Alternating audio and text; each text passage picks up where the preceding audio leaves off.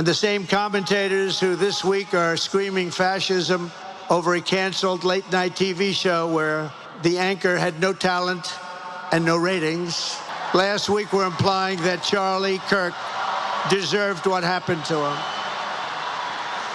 No side in American politics has a monopoly on disturbed or misguided people, but there's one part of our political community which believes they have a monopoly on truth, goodness, and virtue, and concludes they have also a monopoly on power, thought, and speech. Well, that's not happening anymore. We've turned that corner very quickly. This is absolutely what we have been waiting for. We needed a president to say those words, "We need God back." Yes, we do. I'll never forget when I was invited to the White House right after the mass shooting that I survived at our temple. And I was in the Oval Office. And Mr. Trump asked me to sit down, and I told him that I don't sit in the presence of a great leader such as yourself, as the president of the free world. And we stood and we chatted. And he asked me, "Rabbi, what are we going to do about anti-Semitism?" And those were the words I told him. We need to bring God back into the public school system through a moment of silence. And I pleaded with him to bring that back, the concept of a moment of silence, that every public school at the beginning of the day should start out with a moment of silence. And he liked that. And then later he asked me to talk about it to the American people. Right after the meeting in the Oval Office, I was invited to the Rose Garden, and he invited me to speak in front of 27 million viewers. And I spoke about the idea of bringing back a moment of silence into the public school system. And we hope that that could happen, because children at a very young age need to be taught that there is a God, that there is a God who we are accountable for. There is a God who cares about us. There's a God who listens to us, who knows everything that's going on, who is looking over our shoulder, who has our back. When children know that there is a God, that they're never alone, and also that they are accountable for their actions, perhaps we'll be able to prevent the next mass shooting. Let's continue to watch as Mr. Trump talks at the Charlie Kirk's memorial. Some of the very same people who spent the last 8 years trying to sit in moral judgment of anyone who disagreed with them about politics suddenly started cheering for a murder. Incredible. You know the names. They're major losers, by the way. That will be proven out in a short period of time. Some of the very people who call you a hater for using the wrong pronoun were filled with glee at the killing of a father with 2 beautiful young children. And the same commentators who this week are screaming fascism over a canceled late-night TV show where the anchor had no talent and no ratings, last week were implying that Charlie Kirk deserved what happened to him. No side in American politics has a monopoly on disturbed or misguided people, but there's one part of our political community which believes they have a monopoly on truth, goodness, and virtue, and concludes they have also a monopoly on power, thought, and speech. Well, that's not happening anymore. We've turned that corner very quickly. Tragically, atrocities of this kind, and kind that we saw in Utah, of all places, are the eventual consequence of that kind of thinking. If speech is violence, then some are bound to conclude that violence is justified to stop speech. And we're not going to let that be justified. The tradition of reason and open debate that Charlie practiced is not a pillar of our democracy. In many ways, it's the basis of our entire society. It's the right and inheritance of every free American, the greatest legacy of the Enlightenment, and among the most treasured achievements of civilization. We will defend it at all costs, and we will carry forward the torch of liberty that Charlie Kirk held so proud and so high. He was so proud, and he did hold that torch high. We will never, ever let it fail. We will never let it fail.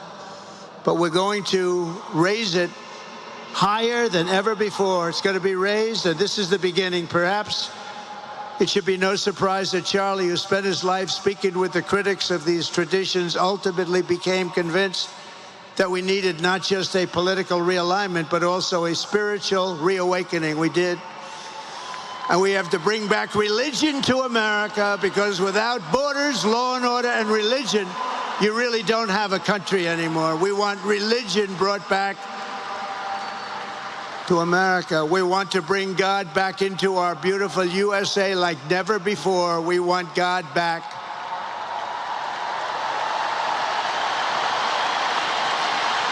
Mr. President, Mr. Donald J. Trump, it's so reminiscent. After the shooting that I survived on April 27, 2019, when a young American 19-year-old white supremacist breached our synagogue and assassinated Lori Lynn Gilbert Kay right in front of my eyes as I was talking to her. And then he lifted up his AR-15 to assassinate me. Children were playing behind me. My instant reflex had me run to grab the children to safety. He still shot 4 bullets. He blew off this finger, mangled this finger. But I survived. The very next day, our president, Mr. Donald J. Trump, called me up. He spent about 25-30 minutes talking to me, bringing me comfort and consolation. We were talking about anti-Semitism. We were talking about his love for the Jewish people and Israel. He was talking about his own daughter is Jewish, his grandkids are Jewish. And he was sharing with me how hurt he was that our synagogue is the second synagogue in all U.S. history to have a mass shooting. 6 months before, on October 27, was the shooting at Pittsburgh at the Tree of Life Synagogue. And 6 months later, to the day on April 27, 2019, we became victim to the second mass shooting in all U.S. history at a synagogue. Every day I suffer with the pain, the physical pain, but also the mental pain, the PTSD that lives with you, that haunts with you every day of your life. But I have learned that I did not get paralyzed by this horrific, terrible event. That I very quickly realized the importance of taking a dark moment and transforming the darkness into light. Mr. Trump, after talking to me on the phone, invited me to the White House. A few days later, I found myself at the White House. I was invited into the Oval Office. And as I entered the Oval Office, Mr. Trump asked me to sit down, and I said, I don't sit in the presence of such great leaders, the leader of the free world.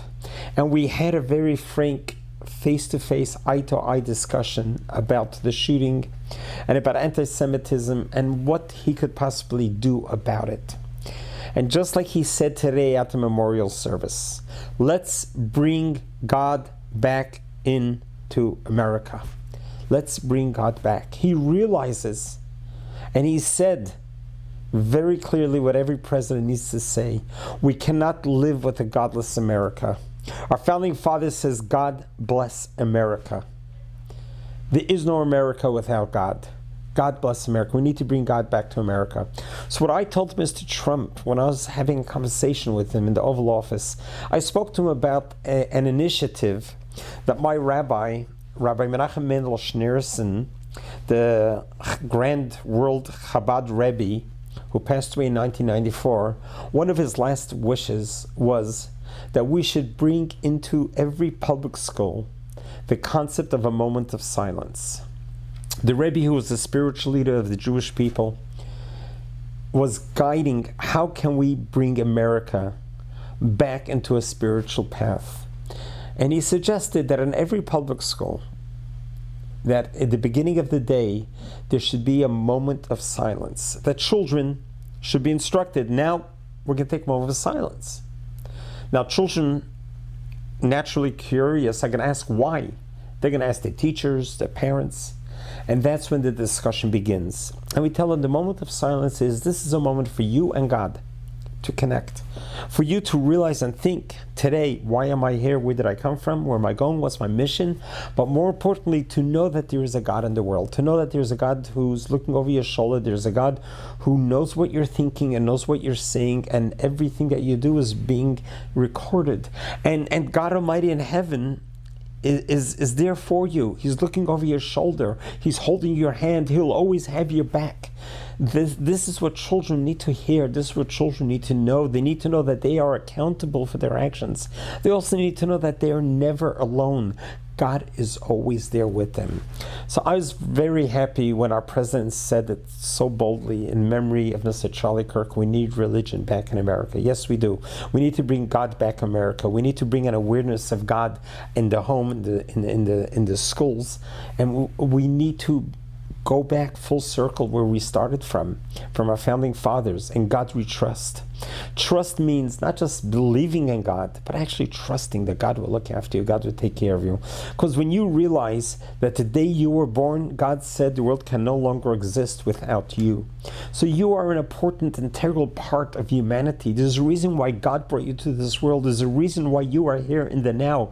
And the reason is because you need to be an ambassador for good. You need to be the one who God could count on, that you are going to make the right decisions to be an ambassador for doing good, for saying good things, for being kind, for being generous, for being helpful, being complimentary, not to gossip, not to tear people down, but to lift people up, not to be critical, but to be forgiving, not to hold grudges, but rather to be able to let things go and not sweat the small things, but realize that our time in this world, every day is a gift. I know surviving a mass shooting teaches me that every day is a bonus round. When Charlie Kirk got assassinated, it just shattered my heart, and I thought so much about it. That could have been me also on April 27, 2019. The bullet could have moved just a fraction of a millimeter. I would have been dead or paralyzed or blinded or who knows what. Miraculously, I just lost 2 fingers, the use of this finger and this finger, but the rest of me is here. Our president, on July 13, when in Butler, when he was almost assassinated, the bullet grazed his ear, fraction of a millimeter. And I spoke to him afterwards. I sent him a message and saying, Mr. Trump, you and I have the same near-death experience. God obviously still needs us here in this world. We still have what to do on this world. And let's stay focused. And that's when I gave Mr. Trump a blessing. Coming from someone who knows what he has been through. I've also almost been assassinated. I also survived the near-death experience. And I realized the gift of having a bonus round. How every day is a purposeful day. Every day is a gift. And we need to really not sweat the small stuff anymore. We need to just let things go and just love, because every day could be your last day. And when Maimonides writes it as a good practice, think every day being your last day. If today was your last day, how would you squander the time away? Would you really sweat the small stuff? Would you really carry the grudges and the anger and the dissentiment? Or would you rather be forgiving, kind, generous, happy, smiling, and kind to others? Just a smile on your face can light up another person's world. Because we realize when we smile, it doesn't do us anything because we don't see our face, but it does good for everyone else. This is our mission on this world. We're here for others. This is why God gave us our face, for others to see. So walk around with a smile. You never know what that smile can do for others. You never know how it could affect a person's day. You could change a whole person's life just by smiling at them. Good morning, ma'am. Good morning, sir. Put on a big smile. Be happy. Be grateful for what we have. Don't regret what we don't have. Be happy with what we have. As our sages say, who is the rich one? The one who's happy with everything they have. Let's be happy. Let's celebrate Mr. Charlie Kirk's life. In his memory, let's grow in our religion, no matter what religion we're in. Let's grow in life. Let's make America great again. Let's bring God back into America. Let God be part of the conversation. Teach your children about God. Have a home that's permeated with godliness and spirituality, so our journey would be a blessed journey, because God does not remain in debt. God will provide you with all that you need in an abundant measure. God bless you. God loves you.